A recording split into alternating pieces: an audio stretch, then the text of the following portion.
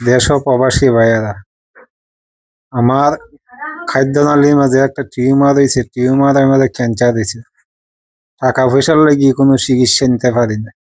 আপনারা আল্লাহর রাস্তায় আমার সাহায্য করে আমি চিকিৎসা দিতাম। আমি দুনিয়াত বাঁচতাম চাই। আমার ছোট ছোট ফুলা বলি তারা লইয়া বাঁচতাম চাই। আমার সাহায্য করো। ইয়া আল্লাহ রাব্বুল আলামিন, আজকে রোগীর মুখের এই আর্তনাদ বাণী সর্ব অবস্থায় আমরা প্রথমেই শেয়ার চাই। সর্ব অবস্থায় প্রথমেই দেখেন ভাই, দেখেন কঙ্কাল হয়ে গেছে শরীরটা, দেখেন কিচ্ছু নাই। আমরা আসলে যে জায়গায় মানবিক টিম যাচ্ছি সে জায়গায় শুধু কান্নাবহর এক প্রতিযোগিতা চলে। যারা ক্যামেরা হাতে নিয়ে বসে আছেন তারাও দেখেন কাঁদতেছে, আর রুগী তো দেখেনি ভাই, দেখেন কান্না, অঝরে কান্না।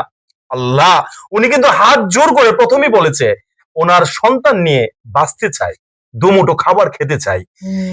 খাদ্যনালী আপনার ইনফেকশন হইয়া টিউমার ছিল, উনি বলছে, শুনছেন তো, ক্যান্সারে পরিণত হয়ে গেছে। ভাই, কেমোথেরাপি সমাজের বিত্তবান সমাজের কিছু ব্যক্তি নিয়ে মনে হয় 4টা দিচ্ছেন, কটা দিচ্ছেন আল্লাহ, এরপরে দেওয়ার মতো আর কোনো অবস্থা নাই।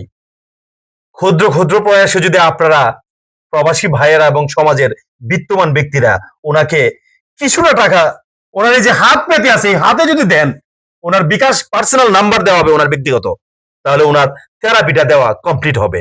আর থেরাপি কমপ্লিট হলে ওনার ক্যান্সারটাও নির্মূলভাবে রিমুভ হবে। আল্লাহ রাব্বুল আলামিন অতি উত্তম রিজিকের একমাত্র মালিক। এই মানবিক টিম সর্ব অবস্থায় আজকে চলে এসেছি মাধবপুর হবিগঞ্জের ভিতরেই বেলগড় গ্রামের তেগুড়িয়া পাড়া। আল্লাহ, এই আলী ভাই ওনার নাম, ওনাকে সুস্থতা দান করো, আমিন।